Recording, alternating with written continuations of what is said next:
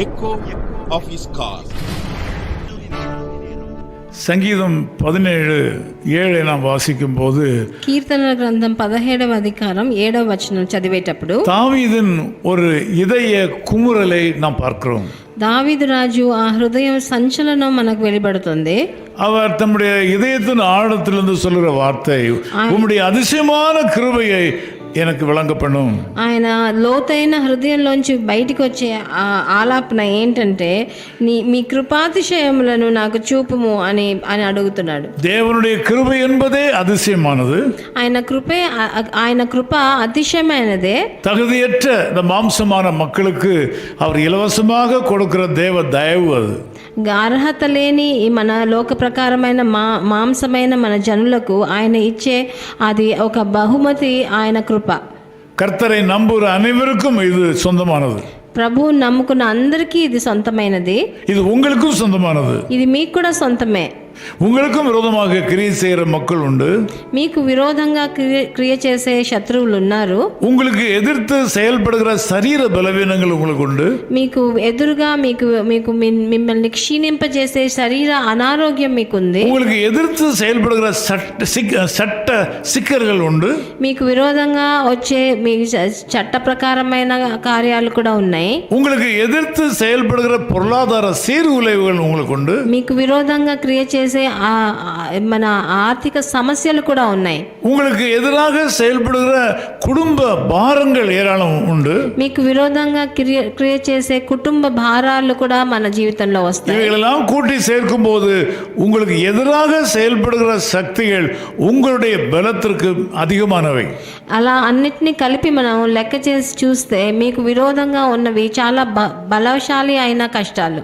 தேவன் உங்களுக்கு இந்த செய்தியை கேட்க வாய்ப்பை கொடுத்ததுனால, ప్రభు ఇది మిమ్మల్ని వినేలాగా మీకు చేసిన తరుణాన్ని బట్టి, உங்கள் வாழ்க்கையில் ஏதோ அற்புதங்களை ஆண்டவர் செய்ய விரும்புகிறார். ప్రభు తప్పకుండా మీ జీవితంలో ఏదో ఒక అద్భుతాన్ని చేయాలని తలిచాడు. இந்த மாதிரியான வாய்ப்புகள் எல்லாருக்கும் கிடைக்கிறதில்லை. ఇలాంటి తరుణాలు అందరికీ దొరకవు.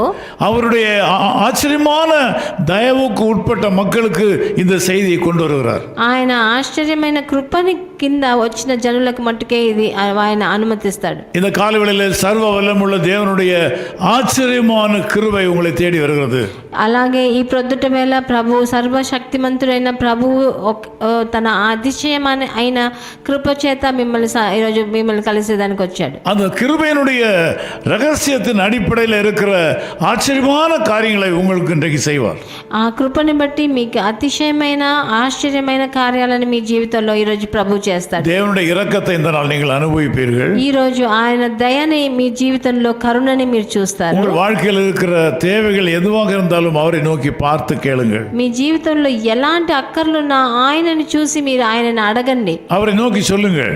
ఆయనకి మొరపెట్టండి. మీరు நிச்சயமாகவே நீங்கள் ஆச்சரியப்படும் அளவுக்கு அதிசயத்தை செய்வார். మీరు ఆశ్చర్యపడేది అంతగా ఆయన మిమ్మల్ని ఆశీర్వదిస్తారు. இந்த நாள் உங்களுக்கு ஆசீர்வாதத்தின் நாள். ఈ రోజు మీకు ఒక ఆశీర్వాదకరమైన దినంగా, இந்த நாள் உங்களுக்கு நன்மை உண்டாகும் நாள். ఈ రోజు మీకు మంచి జరిగే రోజు. சோர்ந்து போகாமல் தைரியமாக அவரை பற்றிக் கொள்ளுங்கள்.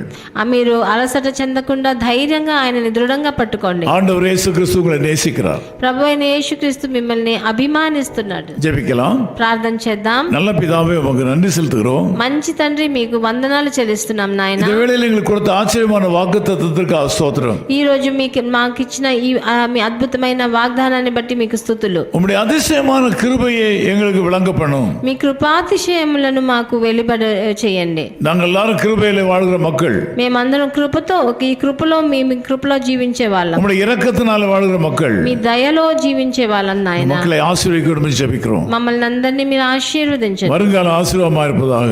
వీళ్ళందరికీ భవిష్యత్తు ఆశీర్వాదకరం. தேவைகள் சந்திக்கப்படுவதாக. వాళ్ళ అక్కర్లన్నీ తీర్చబడని యేసు క్రీస్తువిன் నామத்தில் ஜெபிக்கிறோம் பிதாவே. ప్రభువైన యేసుక్రీస్తు నామం నందున వేడుకుంటున్నాం నాయన.